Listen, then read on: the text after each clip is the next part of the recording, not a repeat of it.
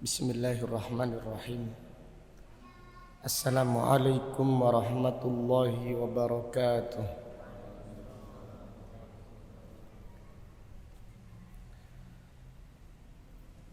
Innal hamdalillah nahmaduhu wa nasta'inuhu wa nastaghfiruh wa na'udzu billahi min syururi anfusina wa min sayyiati a'malina. May yahdihillahu fala mudilla lahu wa may yudlil fala hadiya lahu. Wa asyhadu an la ilaha illallah wahdahu la syarika lahu wa asyhadu anna Muhammadan abduhu wa rasuluh. Amma ba'du fa inna asdaqal hadits kitabullah wa khairal hadi hadi Muhammadin sallallahu alaihi wasallam wa syarrul umuri muhdatsatuha wa kullu muhdatsatin bid'ah wa kullu bid'atin dhalalah wa kullu dhalalatin finnar. Allahumma faqihna fid din. Allahumma inna nas'aluka ilman nafi'ah wa rizqan thayyibah wa amalan mutaqabbalah. Allahumma inna na'udzubika min ilmin la yanfa' wa min qalbin la yakhsha' wa min nafsin la tashba' wa min da'watin la yustajabu laha. Alhamdulillah, kita melanjutkan pembahasan ayat-ayat Ramadan dari surat Al-Baqarah ayat 183 sampai dengan ayat 187. Dan kita sudah sampai ayat 185. Iya. Sekarang kita mengkaji ayat 186. Allah Ta'ala berfirman, wa idza sa'alaka ibadi anni,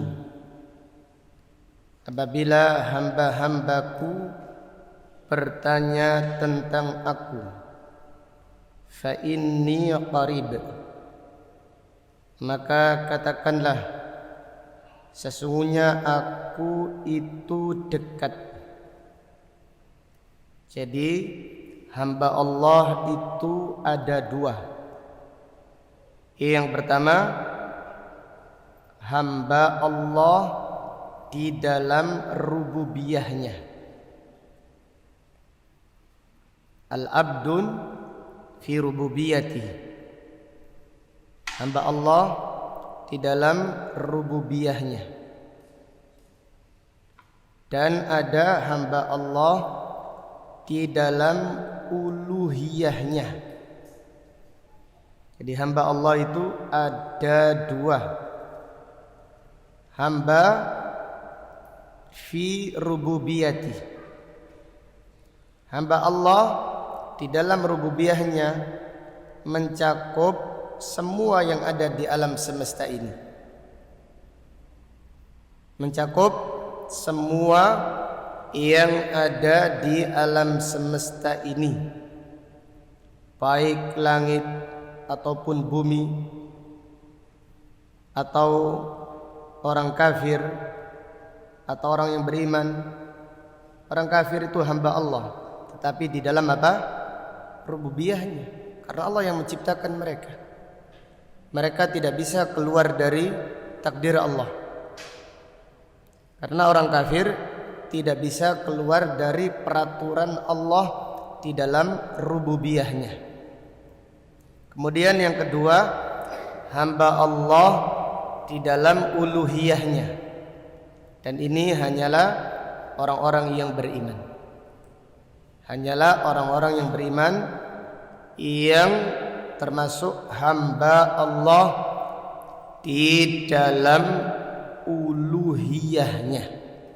Artinya hanya orang yang beriman, yang mentauhidkan Allah, yang mentaati Allah, yang melaksanakan perintah Allah dan meninggalkan larangan-larangannya. Kemudian makna firman Allah, fa inni qarib, sesungguhnya aku itu dekat. Allah maha dekat dengan hamba-hambanya. Jadi hamba yang disebutkan pada ayat ini kira-kira hamba apa? Hamba di dalam rububiyahnya atau uluhiyahnya? Uluhiyahnya. Hamba yang dimaksud pada ayat ini adalah hamba di dalam uluhiyahnya. Wa idza sa'alaka ibadi anni fa inni qarib. Katakanlah aku itu dekat. Allah maha dekat dengan hamba-hambanya yang beriman. Allah dekat dengan hamba-hambanya yang beriman dengan pertolongannya, dengan penjagaannya. Jadi Allah itu dekat bersama orang-orang yang beriman dengan pertolongannya. Bukan Allah menempel ke dalam tubuhnya orang yang beriman. Innallaha ma'al mu'minin, sesungguhnya Allah bersama orang-orang yang beriman. Sesungguhnya Allah bersama innallaha ma'as sabirin, sesungguhnya Allah bersama dengan orang-orang yang apa? Bersabar. Innallaha ma'al muttaqin, sesungguhnya Allah bersama orang-orang yang bertakwa. Bersama dengan pertolongannya, bersama dengan petunjuknya, bersama dengan penjagaannya. Demikian. Jadi akidah Ahlussunnah wal Jamaah menyatakan bahwasannya Allah dekat dengan hamba-hambanya yang beriman. Dengan apa tadi? Dengan pertolongannya. Dan Allah maha tinggi di atas arsy. Allah itu maha dekat dengan ketinggiannya, dan Allah itu maha tinggi dengan kedekatannya. Jadi Allah itu maha dekat dengan ketinggiannya, dan Allah maha tinggi dengan kedekatannya. Jadi kalau Allah dekat dengan hamba-hambanya, karena dunia ini kecil, tidak ada artinya dibandingkan dengan kebesaran Allah. Sehingga Allah itu dekat dengan hamba-hambanya, yaitu dengan pertolongannya, dengan penjagaannya, dengan perlindungannya, dengan petunjuknya. Demikian. Maka para sahabat bertanya kepada Nabi sallallahu alaihi wasallam, "Ya Rasulullah, am qaribun rabbuna fanunadihi am ba'idun fanunadihi am qaribun rabbuna fanunajihi am ba'idun fanunadihi." Ya Rasulullah, apakah Tuhan kami ini jauh sehingga kami berteriak-teriak di dalam berdoa kepadanya? Apakah Tuhan kami itu dekat? Maka Allah Subhanahu wa taala menjelaskan pada ayat ini, fa inni qarib. Kita mengimani bahwasannya Allah itu dekat. Tetapi kita juga beriman bahwasannya Allah bersemayam di atas arsy. Allah dekat bukan berarti Allah menyatu dengan manusia. Seperti akidah manunggaling kawula lan Gusti. Mereka itu punya keyakinan Allah menyatu dengan manusia. Ini adalah akidah yang sesat. Allah itu dekat bukan berarti Allah di mana-mana. Allah dekat bukan berarti Allah ada di mana-mana, dan bukan berarti Allah menyatu dengan hambanya. Tetapi Allah Maha tinggi bersemayam di atas arsy. Jadi yang dekat itu apa tadi? Yang dekat itu adalah pertolongannya. Yang dekat itu penjagaannya. Yang dekat itu perlindungannya dan petunjuknya. Ini kepada orang yang beriman.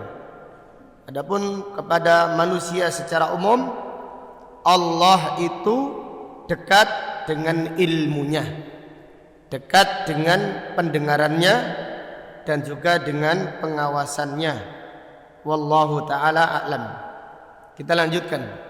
Allah Ta'ala berfirman, ujibu da'watad da'i idza da'ani. Aku mengabulkan doa orang-orang yang berdoa kepadaku jika dia berdoa kepadaku. Ini faedah yang diambil dari ayat ini. Doa itu ibadah. Ad-du'a'u huwal ibadah. Berdoa itu ibadah. Maka tidak boleh seorang hamba membajatkan doa kecuali hanya kepada Allah Subhanahu wa ta'ala. Jadi tidak boleh kita berdoa, ya Rasulullah sampaikan kita ke bulan Ramadan. Tidak boleh. Ya Sunan Ampel, tolong jaga kesehatan saya di bulan Ramadan. Jangan sampai saya ngedrop, saya ingin berpuasa. Ini tidak boleh. Ini kesyirikan. Doa itu ibadah. Nabi SAW bersabda, ad-du'a'u wal ibadah. Berdoa itu ibadah. Maka pada ayat ini Allah menjelaskan bahwasanya doa itu ibadah. Doa itu adalah haknya Allah Subhanahu wa ta'ala saja. Ujibu da'watad da'i. Aku yang mengabulkan doa. Adapun para malaikat tidak bisa mengabulkan doa. Para nabi dan para rasul alaihimussalam tidak bisa mengabulkan doa. Orang-orang saleh yang telah meninggal dunia juga tidak bisa mengabulkan doa. Yang mengabulkan doa hanya Allah Subhanahu wa ta'ala saja. Lahu da'watul haqq. Allah lah yang mengabulkan doa dengan benar.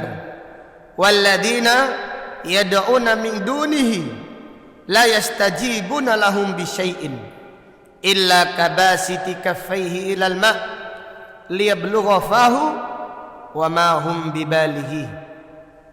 Dan orang-orang yang berdoa kepada selain Allah, perumpamaan mereka seperti orang yang mengambil air dan berdiri di atas sumur. Dia berdiri ini saja, mengadangkan tangannya, tidak mengambil air. Liyablugha fahu, supaya airnya sampai ke mulutnya karena kehausan. Wa ma huwa bibalighi, dan dia tidak sampai mengambil air tersebut. Artinya doa yang dipanjatkan kepada selain Allah itu tidak sampai, tidak dikabulkan. Yang mengabulkan Allah Subhanahu wa ta'ala. Jadi para wali itu tidak bisa mengabulkan doa, tidak mendengarkan doa. Bukan hanya mengabulkan doa, mereka tidak mendengar doa orang-orang yang berdoa kepada mereka. Allah Ta'ala berfirman, wa hum an du'aihim ghafilun. Mereka itu tidak tahu menahu doa yang dipanjatkan kepada mereka. Karena doa itu haknya Allah Subhanahu wa ta'ala. Kemudian dari ayat ini diambil pelajaran yakin dengan doa.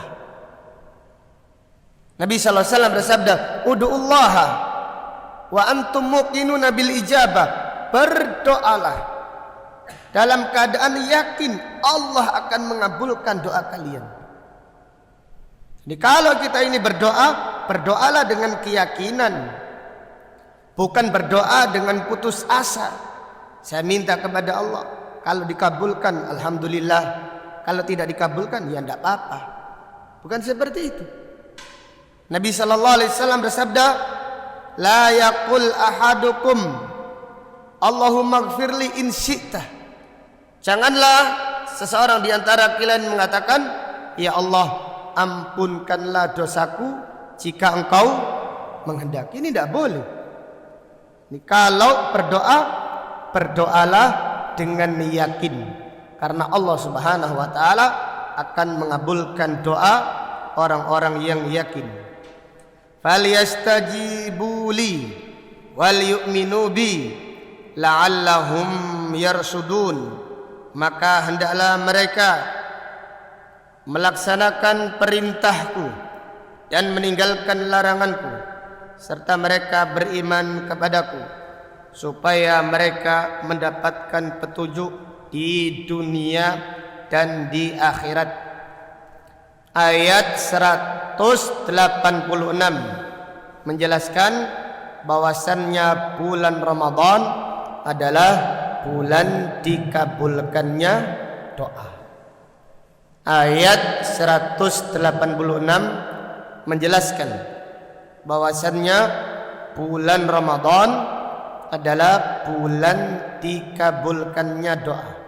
Perhatikan ayat 183 tentang puasa Ramadan. Ayat 184 tentang puasa Ramadan.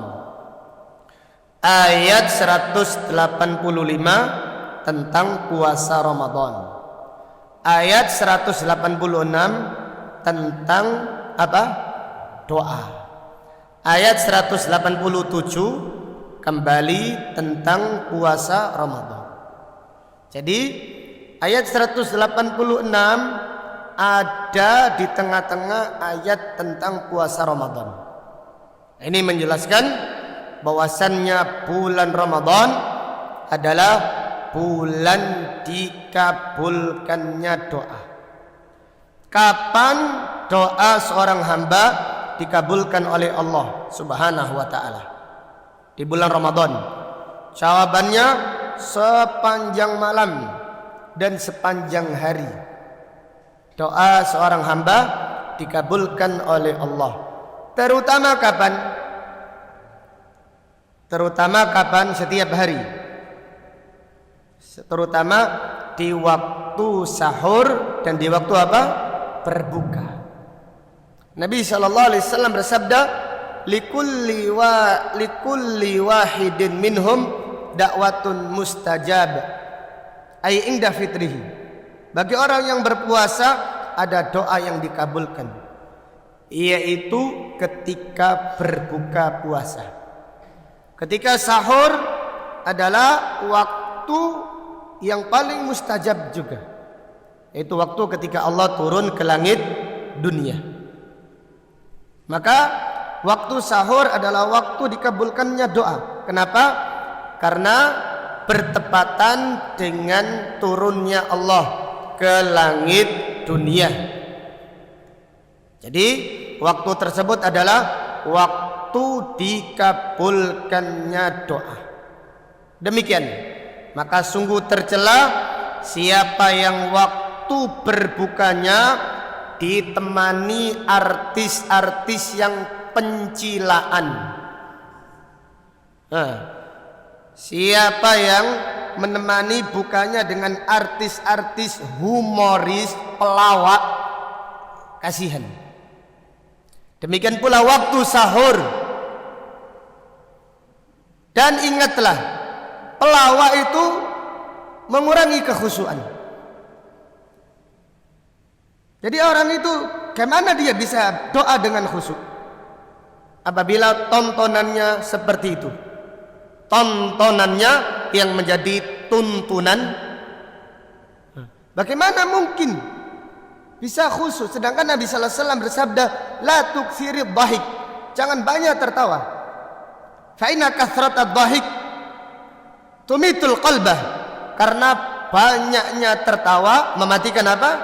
Hati. Apalagi candaan yang ada unsur dustanya, ada unsur pranknya, ada unsur umpatan dan caciannya. Subhanallah, naudzubillah. Maka berapa banyak orang yang berpuasa tidak mendapatkan dari puasanya kecuali lapar dan dahaga. Kenapa?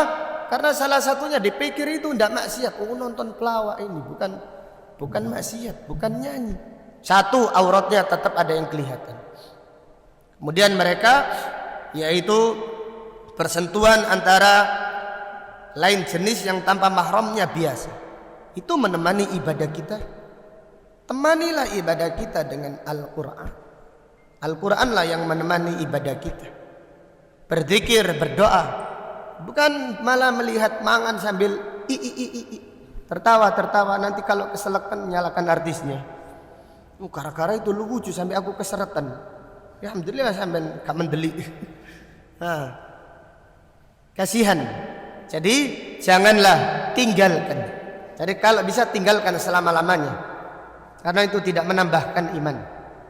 Melihat tayangan mereka tidak menambahkan iman. Memang lucu, memang guyokno, menghibur. Memang tujuannya menghibur. Mereka tujuannya menghibur dan mengurangi iman. Seharusnya seperti itu, hiburan yang mengurangi iman. Biar orang itu ada pelajaran. Ini hiburan apa artinya? Kalau iman kita berkurang. Hiburan apa artinya? Hiburan yang menambah iman itu hiburan dengan istri. Sampean bercanda dengan istri, itik-itikan sama istri, itu yang menambah apa? Yang menambah iman. Hiburan tetapi dapat pahala main dengan anak, main dengan istri. Nah, ini dapat pahala, dapat yaitu menambah keimanan kita. Tetapi melihat hiburan, tayangan-tayangan tersebut kita bertobat, kita bertobat kepada Allah. Kadang-kadang kita tidak terasa lihat acara kayak gitu. Apalagi dia kadang-kadang tidak terasa, baru sadar iya subhanallah. Kita sedang puasa walaupun puasa sunnah. Kok melihat tayangan seperti itu, hendaklah kita beristighfar. Karena itu mengurangi kekhusyuan kita. Itu adalah tayangan-tayangan yang tidak mendidik. Padahal bulan Ramadan itu bulan pendidikan dan bulan tarbiyah. Wallahu ta'ala a'lam. Kemudian ayat berikutnya, ayat 187. Allah Ta'ala berfirman, Uhilla lakum laylatas siyamir rafathu ila nisaikum. Dihalalkan sepanjang malam di bulan Ramadan bagi kalian mengumpuli istri-istri kalian. Dari kalimat dihalalkan berarti sebelumnya itu apa? Diharamkan. Kenapa? Uhilla lakum. Kenapa? Malam ini bukan siang, malam. Dulu kaum muslimin diharamkan mengumpuli istrinya. Kapan itu? Kemarin kan sudah dijelaskan tahapan yang kedua. Tahapan yang kedua bagaimana? Wajibnya puasa dari sholat isya sampai maghrib. Jadi puasa di tahapan yang kedua dimulai dari isya sampai maghrib. Sampai maghrib artinya sampai matahari terbenam. Kemudian waktu berbuka, kapan waktu berbuka? Dari maghrib sampai apa? Sampai isya. Kemudian tambahan lagi yang ketiga apa? Gak boleh tidur. Siapa yang tidur di waktu berbuka, dia diharamkan berbuka puasa. Ini tahapan yang kedua. Dan ayat ini 187 adalah tahapan yang ketiga. 187 adalah ayat yang menjelaskan tahapan ketiga dari diwajibkannya puasa Ramadan, yaitu berpuasa dari terbitnya fajar sampai terbenamnya matahari. Waktu berbuka tinggal dibalik saja, dari terbenamnya matahari sampai terbitnya fajar. Tidak dilarang tidur, dan tidur tidak mengharamkan berbuka puasa. Maka ayat ini disambut gembira, disambut yaitu bahagia, sukacita oleh para sahabat. Mereka sangat senang sekali dengan turunnya ayat yang mulia ini, yang menandakan tahapan yang kedua sudah dihapus dengan ayat ini. Allah Ta'ala berfirman, dihalalkan sepanjang malam. Kalau dahulu tidak sepanjang malam. Dahulu dibolehkan mengumpuli istri hanya antara maghrib dan isya. Maka para sahabat ada yang kalau berbuka tidak makan kurma, langsung ngumpul istrinya. Dilungkas maghrib nih, langsung ngumpul istrinya. Karena waktunya mepet ini. Karena waktunya mepet, mereka ketika itu maghrib tidak makan kurma. Yang dimakan siapa? Istrinya. Maksudnya istrinya dikumpuli. Jadi demikian. Karena waktu yang mepet ini, maka turunnya ayat ini disambut gembira oleh kaum muslimin. Fa inna ma'al usri yusra. Setiap kesulitan ada apa? Ada kemudahan. Yaitu dihalalkan sepanjang malam, bukan hanya dari maghrib sampai isya, tapi sampai subuh, sampai terbitnya fajar. Hunna libasul lakum wa antum libasul lahunna. Istri-istri kalian adalah pakaian bagi kalian, dan kalian adalah pakaian bagi istri-istri kalian. Alimallahu annakum kuntum takhtanuna anfusakum fataba alaikum wa afa ankum. Allah telah mengetahui bahwasannya kalian telah mengkhianati diri kalian sendiri dengan mengumpuli istri padahal kalian sudah tidur, padahal istri kalian sudah tidur, atau kalian mengumpuli istri setelah sholat isya. Ini adalah perbuatan yang diharamkan oleh Allah. Allah mengetahui. Fataba alaikum, tapi Allah menerima taubat kalian, wa afa ankum, dan Allah memaafkan kesalahan-kesalahan kalian. Jadi ayat ini menjelaskan bahwasanya para sahabat ketika melakukan kesalahan mereka itu tidak enak-enakan. Mereka langsung menyesali. Maka lihatlah kisah Umar yang melakukan kesalahan tidak sengaja. Umar berkata, halaka Umar, ya Rasulullah, celaka Umar. Dan sahabat-sahabat yang lain pun melakukannya. Tetapi karena ini adalah syariat yang berat, maka Allah menerima taubat mereka dan Allah memaafkan kesalahan mereka. Jadi ayat ini menjelaskan orang-orang yang mulia kadang-kadang melakukan kekhilafan. Jadi orang yang mulia, orang-orang yang soleh, bukan berarti orang yang tidak pernah salah. Yang tidak pernah salah itu siapa? Malaikat.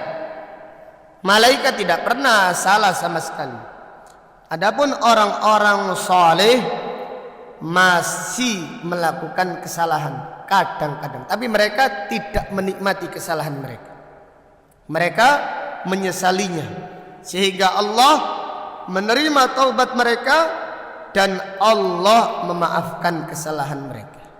Maka pada ayat ini Allah berfirman, fataba alaikum wa afa ankum, maka Allah menerima taubat kalian dan memaafkan kesalahan-kesalahan kalian.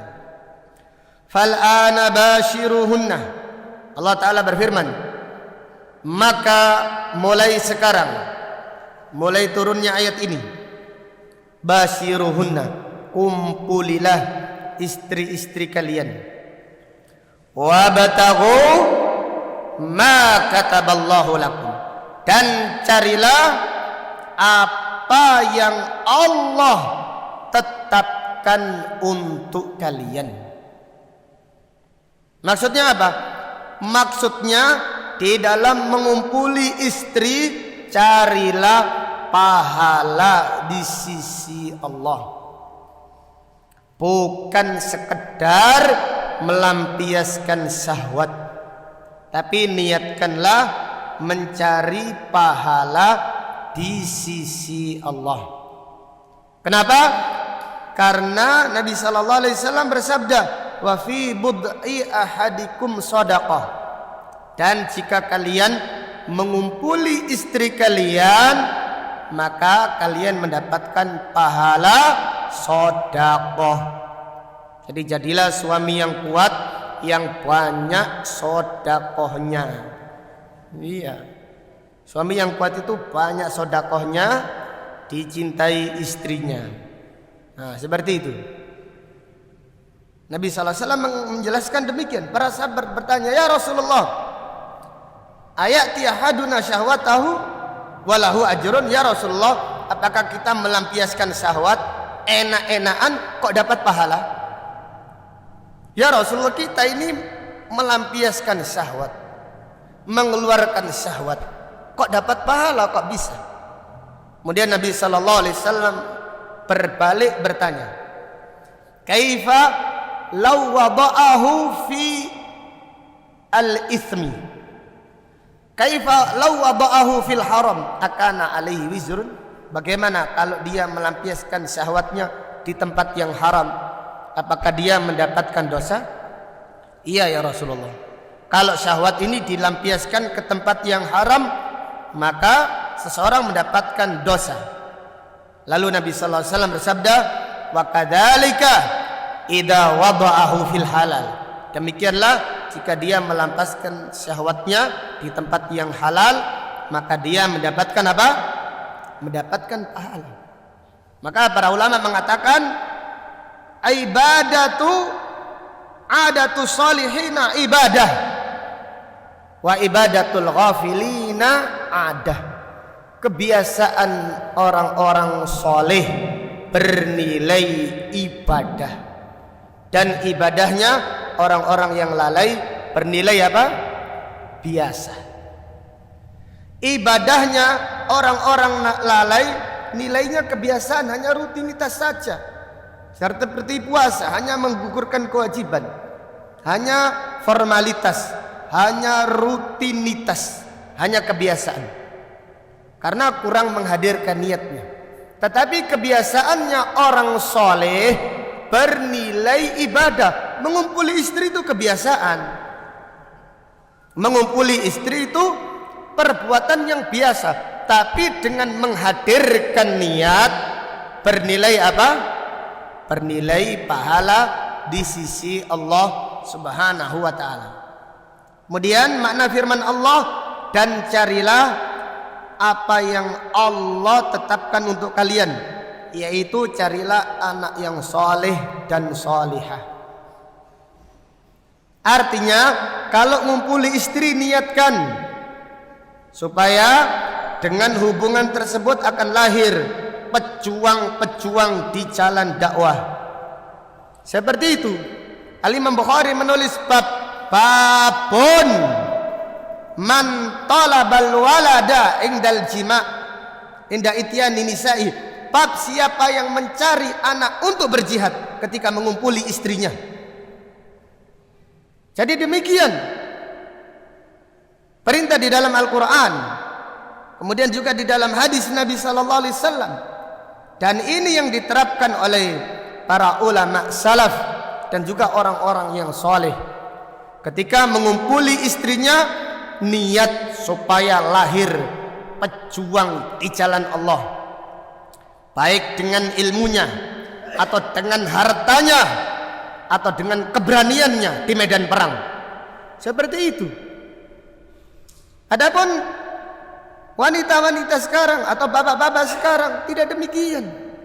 Dahulu wanita salaf apabila memberi ASI kepada anaknya sudah niat di dalam memberi ASI, niat, ya Allah, jadikan anak ini pejuang di jalan. Adapun sekarang mayoritas ibu-ibu kalau memberi ASI kepada anaknya niatnya supaya anaknya cepat apa? Tidur. Jadi kalau anaknya tidur di pengajian jangan salahkan ibunya. Soalnya niat ibunya ben anaknya tidur. Soalnya suaminya nguponi di anak wis turu ta. Durung masih tak turono dhisik. Nah. Anake wis turu tadi. Durung masih mending sabar ta. Tak susoni dhisik iki ben turu. Nah, akhirnya anaknya suka apa? Suka tidur. Sesuai dengan keinginan apa? Orang tuanya. Jadi kalau anaknya ditidurkan tapi niatnya supaya menjadi anak yang soleh, yang solehah. Jadi demikian. Jadi anak yang soleh itu, kepingin anak yang soleh itu bukan kalau anaknya sudah ada, sebelum anaknya ada, bahkan sebelum menikah pun seperti itu. Karena anak itu cita-cita.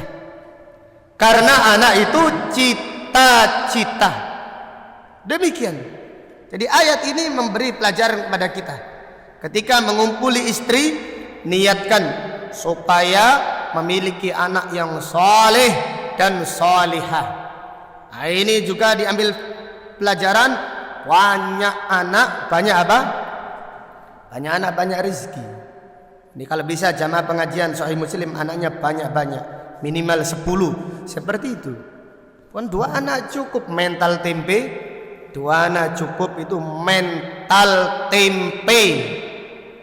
Apalagi istrinya disuruh KBD, ojo duwe anak, gajiku durung munda. Semuanya mahal. Ini kita makan apa ini? Kita aja makannya susah, bagaimana dengan anak kita? Naudzubillah. Itu termasuk perbuatan jahiliyah. Itu termasuk perbuatan jahiliyah. Dan orang yang anaknya cuma 2 itu rata-rata di hari tuanya mereka menyesal. Walaupun mereka anaknya sudah ada yang dibelikan rumah, ini sudah sukses, rata-rata sepi. Tapi lain yang anaknya banyak, mereka masing-masing rebutan berbakti kepada orang tuanya. Anak banyak yang kurang berbakti saja masih menyenangkan, subhanallah.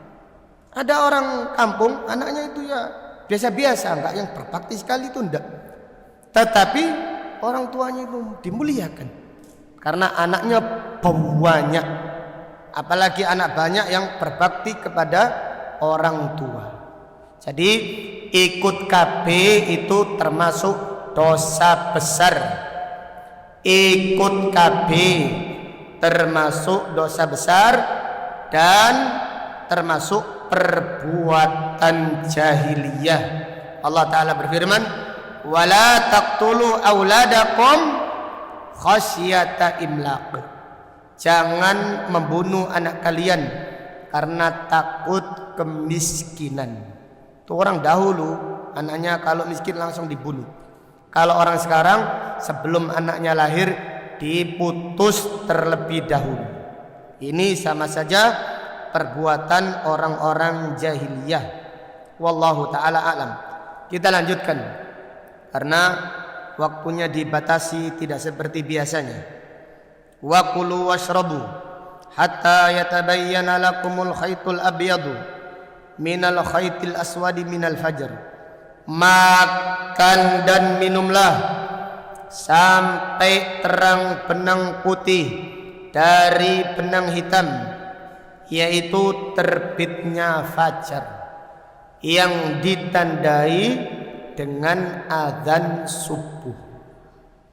Sebagian masjid ada yang adzannya lebih 8 menit. Ada atau enggak? Ada enggak di tempat sampean? Enggak ada. Ya. Jadi wallahu alam. Memang jadi kalau secara ilmiah memang waktu fajar ini Adzannya ini terlalu cepat. Jadi kalau kita punya masjid sendiri, adzannya kita ikut adzan pemerintah, tapi sholatnya yang kita akhirkan. Jadi cara antara adzan dan iqamah, katakan di masjid pondok 30 menit. Nah, seperti itu. Jadi seperti itu. Kenapa? Karena waktu fajar ini terlalu cepat. Belum terbit tetapi sudah adzan. Tapi ini wallahu a'lam. Ini jawabannya wallahu a'lam. Karena sebagian ustadz yang sudah melakukan penelitian seperti Ustadz Agus Hasan Basri dan yang lainnya, mereka meyakini bahwasannya waktu adzan subuh ini terlalu cepat. Namun kita tidak bisa melihat fajar karena di arah timur terlalu banyak lampu yang terang. Terlalu banyak lampu yang terang. Maka kapan kita selesai, yaitu makan sahur, ketika mendengarkan adzan apa? Subuh. Ini batasan terakhir. Batasan terakhir makan sahur adalah apabila terbit fajar yang ditandai dengan adzan subuh. Namun siapa yang terlambat bangunnya, kemudian menjelang sahur dia itu sudah mepet dengan adzan subuh, silahkan dia makan sahur sampai selesai walaupun mendengarkan adzan apa? Subuh. Ini adalah keringanan. Rasulullah sallallahu alaihi wasallam bersabda, "Idza sami'a ahadukum an-nida wal ina'u fi yadihi fala yadhhu hatta yaqdiya hajatahu." Apabila kalian mendengarkan adzan subuh sedangkan piring ada di tangannya, sedangkan bejana, piring atau gelas ada di tangannya, janganlah dia meletakkannya sampai dia menyelesaikan hajatnya. Ini keringanan dari Rasulullah sallallahu alaihi wasallam, tapi jangan disengaja. Jangan disengaja. Karena Allah Maha tahu siapa yang benar-benar udzur dan siapa yang cari-cari udzur. Dari cari-cari udzur itu bagaimana? Sudah dibangunkan balik mana? Dibangunkan balik mana? Nah, ini cari-cari udzur. Ketika mepet mau adzan baru bangun. Nah, ini orang yang cari-cari udzur. Tapi kalau dia benar-benar kelelahan, tidak sadar, kemudian bangunnya itu mepet dengan adzan, lalu dia sahur. Ketika dia sahur mendengarkan adzan, tidak mengapa, selesaikan makan sahurnya. Demikian wallahu taala a'lam. Kemudian lanjutan ayat, wala tubashiruhunna wa antum aqifuna fil masajid. Janganlah kalian mengumpuli istri-istri kalian di saat kalian iktikaf di masjid. Maksudnya apa? Apakah para sahabat mengumpuli istrinya di masjid? Enggak. Maksudnya adalah para sahabat itu iktikaf di masjid, tetapi di masjid Nabi sallallahu alaihi wasallam tidak ada toiletnya,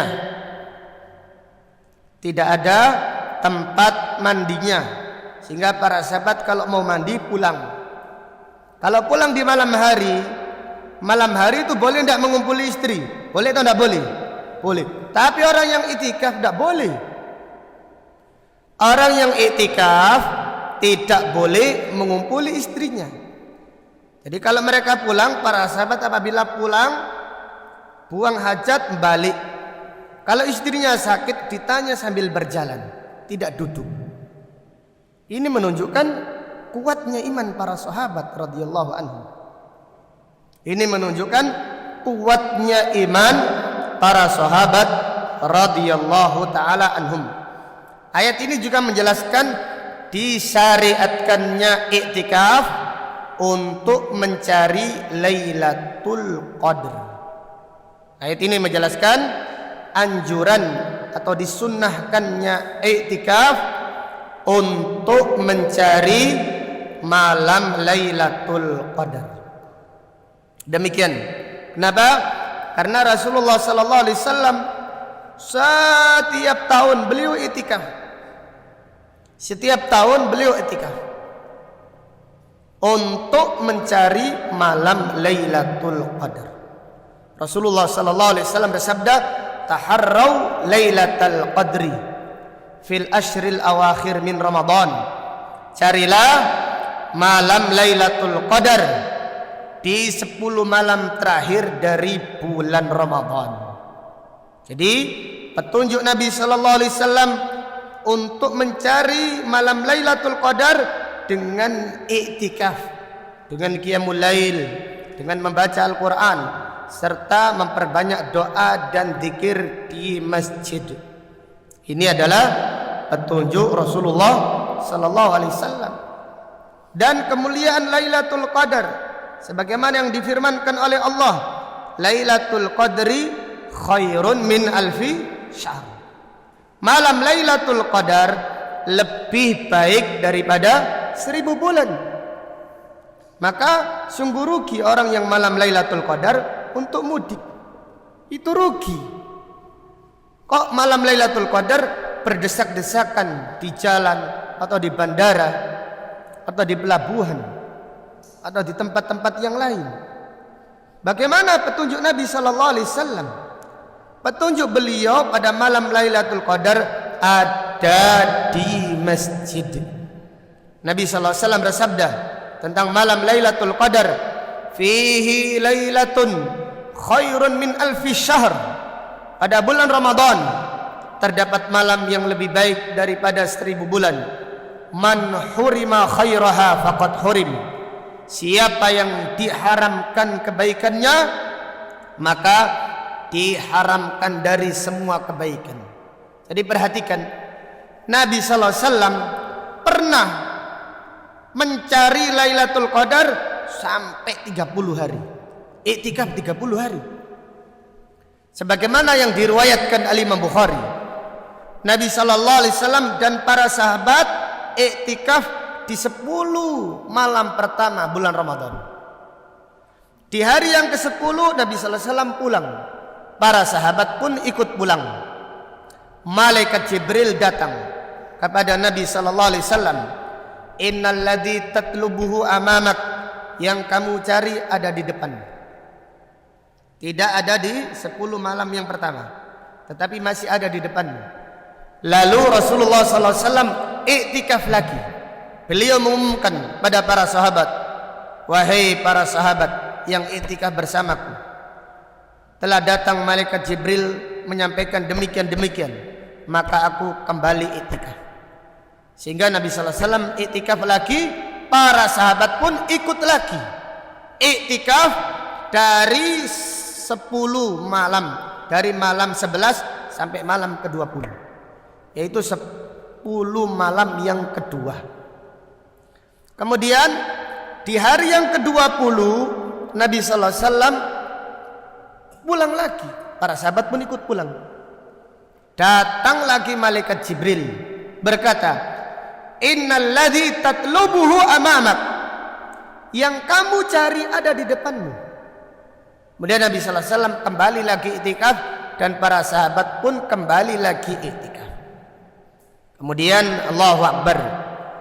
Ternyata malam Lailatul Qadar ketika itu, di dalam hadis ini, hadis yang agak panjang diriwayatkan oleh Imam Bukhari dari Abu Sa'id Al-Khudri, ketika itu Lailatul Qadarnya terjadi pada malam 21. Subhanallah. Itu kalau terjadi sekarang malam Lailatul Qadar dengan pasti atau dengan mayoritas memprediksi malam Lailatul Qadar malam 21. Dilihat yaitu matahari redupnya atau terangnya. Di pagi hari matahari agak redup seperti sinaran bulan. La syu'a'a fihi, tidak nyentrong. Kemudian ada yang nge-share, subhanallah, tadi malam 21 adalah malam Lailatul Qadar. Kira-kira ya apa? Jamaah. Buyar atau enggak kira-kira? Bebas, alhamdulillah. Mudik boleh, mudik gitu. Allahu Akbar. Nabi SAW mengajarkan kepada kita, al-a'malu bil khawatim. Amal itu tergantung penutupannya. Maka beliau tetap dan para sahabat tetap tidak keluar dari masjid sampai akhir Ramadan. Sehingga beliau iktikaf 1 bulan penuh. Padahal Lailatul Qadarnya pada malam 21. Sekarang banyak kaum muslimin yang meyakini malam Lailatul Qadar adalah malam berapa? 27. Semuanya ke masjid atau mayoritasnya. Kemudian tidak dilihat lagi kecuali malam 27. Apakah mental orang yang mendapatkan malam Lailatul Qadar itu seperti itu? Mental orang yang mendapatkan malam Lailatul Qadar itu istiqamah. Maka Nabi sallallahu alaihi wasallam walaupun diberitahu malam Lailatul Qadarnya adalah malam 21, tetap beliau bertahan. Karena apa? Karena berkahnya, mendapat keberkahan dari Allah di malam Lailatul Qadar, menjadikan orang lebih semangat lagi beribadah kepada Allah. Al-a'malu bil khawatim. Seperti kita ini ngaji hari ini adalah ngaji penutupan menjelang Ramadan. Maka yang hadir insya Allah mendapatkan fadilah yang besar di sisi Allah Subhanahu wa ta'ala. Kenapa? Al-a'malu bil khawatim. Amal itu tergantung penutupannya, bukan pendahuluannya. Jadi ukuran yaitu pertandingan saja dilihat dari juaranya, dilihat dari finalnya siapa yang menang, bukan dilihat dari pembukaannya. Itu ukuran permainan dunia. Demikian pula di dalam beramal, Rasulullah sallallahu alaihi wasallam bersabda, innamal a'malu bil khawatim. Setiap amal tergantung pada penutupannya. Demikian pula kehidupan seseorang. Orang itu bagaimana banyaknya dosanya, tapi kalau di akhir-akhir hayatnya ditutup dengan kebaik, itu adalah tanda dia itu mendapatkan kemuliaan di sisi Allah Subhanahu wa ta'ala. Jadi demikian. Ini menunjukkan faedah disunnahkannya iktikaf di 10 malam yang terakhir dari bulan Ramadan. Jadi kalau sholat malam kepada jamaah jangan keliling. Karena ada sebagian jamaah itu kalau buka kuliner, ngaji kok buka kuliner. Subhanallah. Ini kayak aneh ngaji ini senengan nonton HP itu. Ilmunya belum meresap. Buka itu di rumah atau di masjid, bukan di warung. Walaupun paket hemat apa? Iya promo. Subhanallah. Banyak loh di antara mereka sampai tidak sholat. Jangankan masbuk itu gedang goreng biasa. Saking biasanya masbuk nggak sholat jamaah aja biasa sekali bagi mereka. Jangan berbuka puasa di tempat makan. Walaupun banyak paketnya. Buka puasa bersama keluarga, sponsornya itu luar biasa. Menarik sekali, subhanallah. Naudzubillah. Buka puasa yang terbaik di rumah atau di masjid. Di masjid kan ada disediakan takjil. Buka di masjid, kemudian segera sholat berjamaah. Mumpung ini Ramadan, kita citakan, ya Allah, saya ingin memperbaiki sholat kita. Ya Allah, saya ingin memperbaiki sholat saya. Ya Allah, mudahkan saya tidak masbuk di bulan Ramadan. Seperti itu. Karena perbaikilah ibadah kita. Bulan Ramadan adalah bulan tarbiyah. Karena Allah Ta'ala berfirman, la'allakum tattaqun. Maka pada ayat ini Allah juga berfirman, la'allahum yattaqun. Maka Allah berfirman, wala tubashiruhunna wa antum akifuna fil masajid tilka hududullah. Itulah batasan-batasan Allah. Janganlah fala taqrabuha, janganlah kalian mendekatinya. Kadzalika yubayyinullahu ayatihi linnas la'allahum yattaqun. Demikianlah Allah menjelaskan ayat-ayatnya kepada manusia supaya mereka bertakwa. Diulangi lagi. Ayat 183 Allah berfirman, la'allakum tattaqun. Pada ayat ini Allah berfirman, la'allahum yattaqun. Ini menunjukkan faedah bulan Ramadan adalah bulan tarbiyah, bulan pendidikan, bulan penataran, bulan penggemblengan untuk meraih ketakwaan. Jadi Allah memperlihatkan tanda amal seseorang itu diterima atau tidak. Dengan apa? Dengan ketakwaannya. Kalau setelah Ramadan dia melanjutkan amalnya, tetap dia istiqomah meninggalkan maksiat, itu adalah tanda amalnya diterima oleh Allah Subhanahu wa taala. Adapun apabila keluar dari Ramadan dia kembali malas-malasan, kembali lagi kepada kemaksiatannya, naudzubillah, itu adalah tanda amalnya tidak diterima oleh Allah Subhanahu wa taala. Wallahu taala alam. Sampai di sini kajian kita karena waktunya dibatasi. Sebenarnya kajiannya mau diliburkan, tapi alhamdulillah Allah yang mempertahankannya. Alhamdulillah kita bisa yaitu menyelesaikan ayat-ayat ini secara singkat. Jadi kalau kita mengkupasnya dengan detail, maka satu ayat saja itu memerlukan waktu 1,5 jam atau lebih. Tapi karena waktu yang terbatas, kita bahas ayat ini secara singkat. Kita berdoa semoga Allah memudahkan kita untuk beribadah puasa di bulan Ramadan karena iman dan ihtisabah.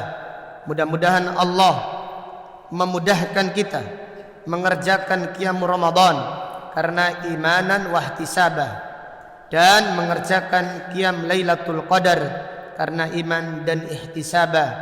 Amin ya rabbal alamin. Wallahu taala a'lam bissawab. Ada pertanyaan, ada apa Pak? Ada bagus. Iya, monggo. Iya. Bolehkah bersiwak di saat berpuasa? Tidak mengapa. Di dalam riwayat Al-Imam Bukhari ada seorang sahabat Amir ibnu Rabi'ah berkata, aku melihat Rasulullah SAW bersiwak di siang hari yang aku tidak menghitung jumlahnya. Demikian. Jadi bersiwak itu sunnah Nabi SAW di pagi hari, di siang hari ataupun di sore hari. Bolehkah perempuan untuk beriktikaf di masjid? Tidak mengapa. Nabi SAW iktikaf dan istri-istrinya juga iktikaf, terutama sepeninggal Rasulullah SAW. Demikian. Tapi pernah terjadi Nabi SAW marah kepada istri-istrinya yang iktikaf karena mereka iktikafnya dikhawatirkan karena kecemburuan antara satu dan yang lain. Demikian. Jadi intinya wanita pun disunnahkan iktikaf jika tidak yaitu melalaikan tugasnya dalam merawat anak-anaknya, maka tidak mengapa wanita iktikaf di masjid. Apakah wanita yang haid atau anak-anak bisa mendapatkan malam Lailatul Qadar pada malam terakhir? Ya bisa. Wanita yang haid kan tidak diharamkan berdoa, tidak diharamkan berzikir, tidak diharamkan membaca Al-Quran. Jadi wanita yang haid tetap mendapatkan kemuliaan malam Lailatul Qadar apabila mereka menghidupkan malamnya. Jangan beralasan, ya pomane aku haid, ya wis tak turu wae. Jangan seperti itu. Wanita yang haid jangan tidur, ya tetap gunakan berdoa. Karena pada malam itu adalah malam yang paling mustajabah. Malam Lailatul Qadar adalah malam yang paling mustajabah. Apakah untuk mendapatkan malam Lailatul Qadar harus iktikaf? Nah, ini kalimat harus ini perlu diwaspadai. Tidak harus, tetapi Nabi sallallahu alaihi wasallam apa yang dilakukannya? apa yang dilakukan Rasulullah sallallahu alaihi wasallam. Beliau di mana beliau? Di masjid atau di tol? Nabi sallallahu alaihi wasallam di masjid atau di tol? Itu gara-gara Idul Fitri dinamakan hari kemenangan. Karena untuk menang harus ada yang dikorbankan. Maka mereka demi hari kemenangan Idul Fitri mengorbankan malam Lailatul Qadar. Ini keliru. Malam Idul Fitri itu malam yang mulia, tapi tidak lebih baik daripada 1000 bulan. Jelas ya? Kalau malam Idul Fitri itu malam kemenangan, malam Lailatul Qadar lebih menang lagi, berlipat-lipat dengan kelipatan yang tidak terhingga. Malam kemenangan itu malam Lailatul Qadar, bukan malam Idul Fitri, bukan hari raya Idul Fitri. Makan ketupat, opor ayam, dengan apa lagi? Nah itu berkumpul dengan sanak keluarga, dengan anak istri, dengan orang tua, dengan handai tolan. Itu semuanya promo yang kadang-kadang promosi-promosi, sponsor-sponsor yang menjadikan kaum muslimin lalai dari malam Lailatul Qadar. Jadi kita ini keluar dari rumah kemudian menuju masjid. Kadang-kadang kita kasihan melihat orang ini malam-malam Lailatul Qadar tetap main kartu, yang sekak tetap cekak gitu. Kasihan itu. Ya tetap kita mendoakan, ya Allah berilah petunjuk. Jadi ada seorang pemuda yang tidak pernah sholat. Kemudian ada seorang syekh lewat pada malam Lailatul Qadar mendoakannya.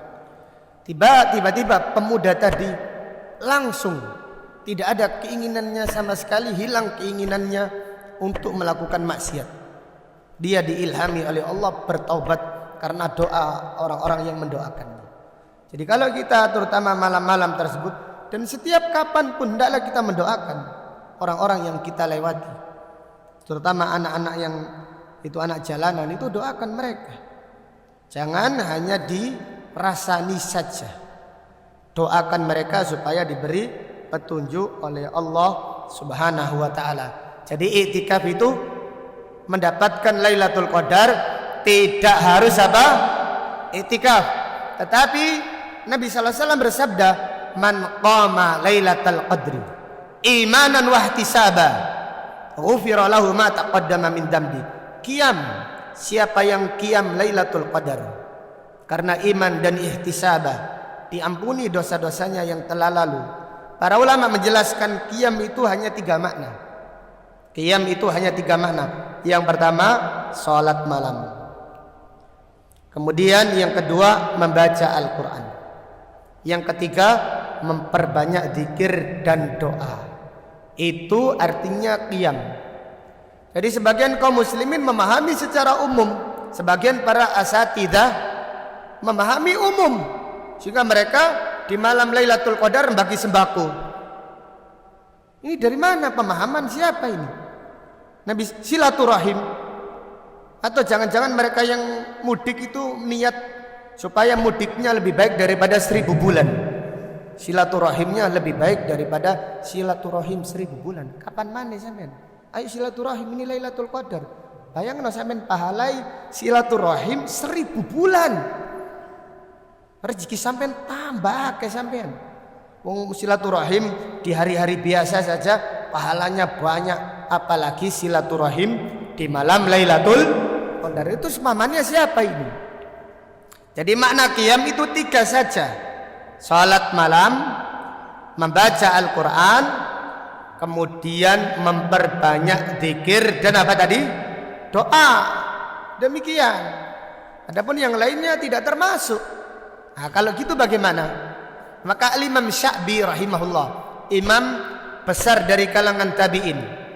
Sya'bi berkata, aku menjumpai 500 sahabat Rasulullah sallallahu alaihi wasallam menafsirkan firman Allah, salamun hiya hatta matla'il fajr. Salam, malam sejahtera sampai terbitnya fajar.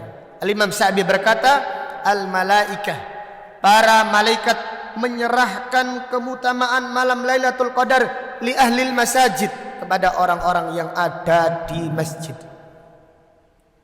Jadi mereka yang paling beruntung mendapatkan kemuliaan malam Lailatul Qadar adalah mereka-mereka yang ada di masjid. Yang ada di luar masjid yang mendapatkan, tapi tidak sebanyak orang-orang yang ada di apa? Di masjid. Adapun wanita yang haid silahkan di rumahnya atau ke masjid memperbanyak membaca Al-Quran dan seterusnya, tidak mengapa. Wallahu ta'ala a'lam. Cukup ya? Baik, ya. Apa?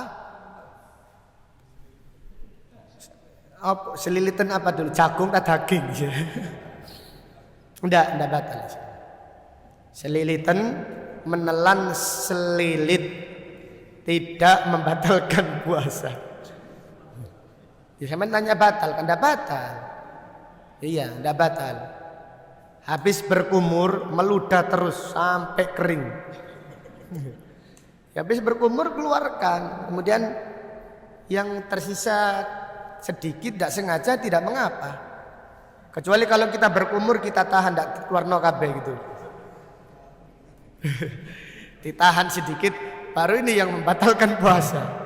Tapi kalau berkumur kemudian kita sudah mengeluarkannya, ada sisa-sisa dikit, ini dimaafkan oleh Allah Subhanahu wa taala. Jelas ya? Jadi menelan ludah itu tidak membatalkan apa?